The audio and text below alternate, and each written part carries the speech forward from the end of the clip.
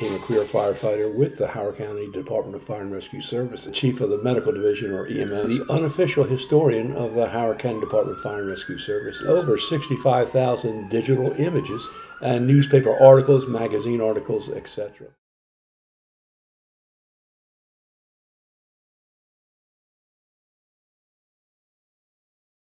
Session 24-10.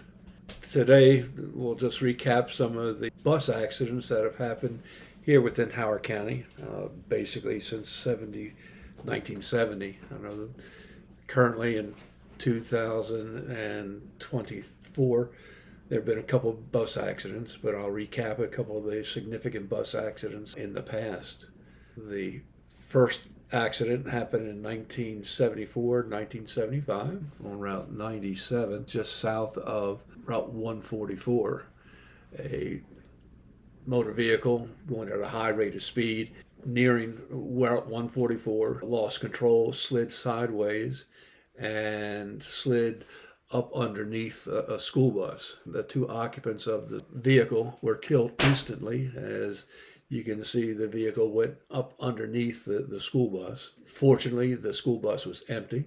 Only the driver was in the bus. He received minor injuries, but it was quite an impact and could have been very, very serious had there been any school children on the bus. As you can see, again, the significant damage to the vehicle. Front wheels, front tires were removed from the vehicle, and again, significant damage to the front end of the vehicle. Second incident I'd like to talk about occurred in the early 70s, around 1972, 73 also. This incident occurred at the intersection of Bethany Lane and Route 40. School bus was struck in the middle of the intersection there. Actually, the school bus rolled over onto its side. The bus did have children on the vehicle itself, about 20 or so. None of the children received serious injuries, but the bus did roll over on the side. As you can see, there was significant damage to the front of the car that struck the bus, and the bus is laying on its side in the background. Firefighters were working to secure the bus, make sure there were no electrical hazards, etc. The students had already been removed from the bus and taken to the hospital. In the process of just trying to right the bus up back on its wheels, it took a little while to do that, and that's pretty much it for this incident. Very, very lucky. School bus was occupied, about 20 or more students rolled over on its side, but there were no serious injuries from this incident. The driver of the vehicle was taken to the hospital with minor injuries. The next incident occurred in 1983, April, I believe, of 1983. This accident happened on Route 29 at Johns Hopkins Road. Again, another vehicle struck the bus and caused the bus to roll over onto its side, as we can see here. Bus had 30 or more students on it. In a couple of the pictures, you'll see where the students had exited the vehicle by the time fire rescue arrived on location. They were forming triage of the students, in other words, assessing each student and determining who should go first, second, third, etc. This particular image is just showing one of the students being placed on a stretcher and wheeled towards the ambulance. Again, another picture just showing the vehicle on its side.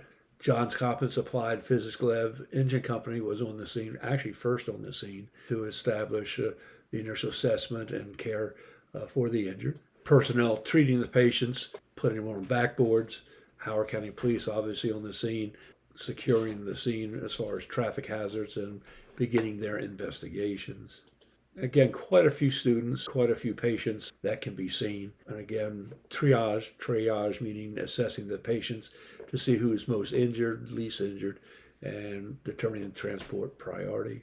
Carrying another patient over to the ambulance, the firefighter to the right-hand side is Ken Brown, the premier EMS instructor for Howard County Fire Rescue since the mid-70s and even to this very day, extremely involved in instruction.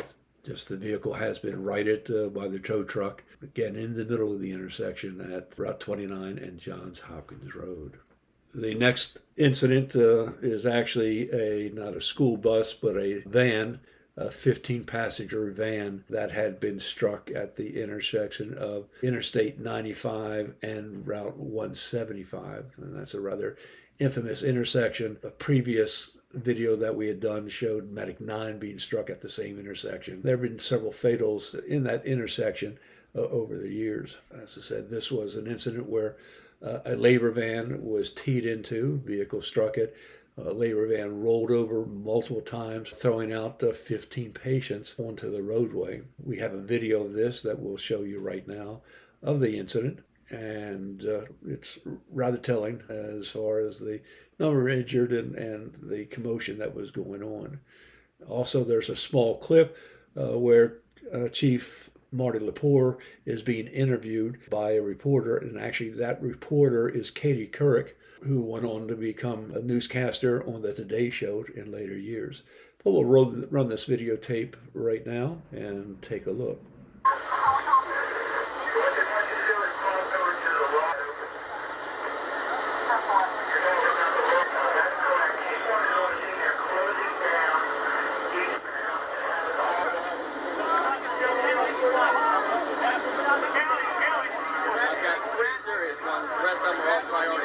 They got one chopper coming in here. Is that going to be added?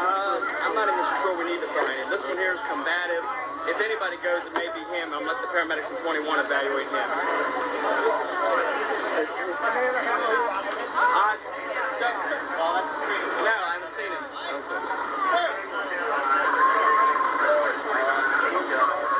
George! I'm trying to strap myself.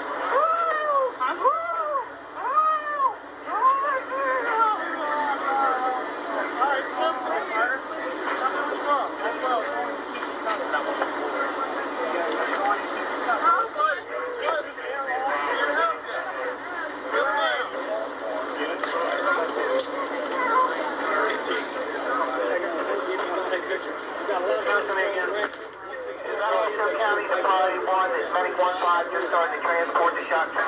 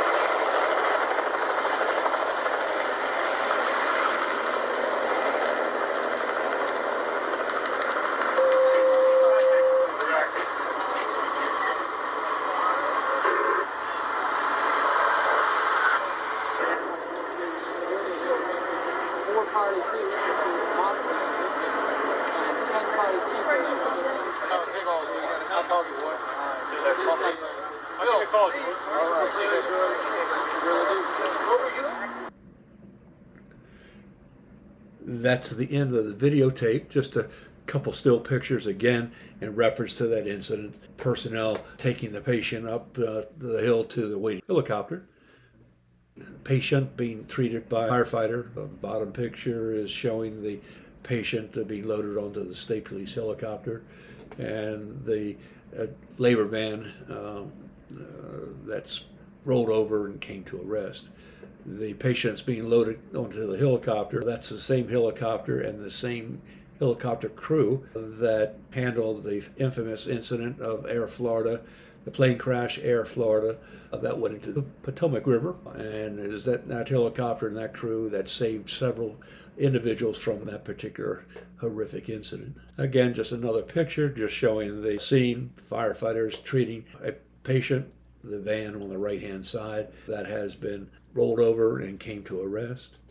Just a picture of actually myself and Chief from Laurel Rescue. We were using at that time the novel device of a cell phone in its early stages. We were talking to shock trauma and giving them a patient report as to how many patients have been injured, what hospitals they were going to, etc. And again, just another picture from the Maryland newsletter just showing images of the accident scene and the treatment of patients and triage tags being distributed. And again, another picture just showing the scene, helicopter, and personnel on the cell phone, which was a very novel piece of equipment back at that time, calling in, letting the hospital know the number of injuries and what to expect. Please use your remaining heartbeats wisely and not waste a single precious one.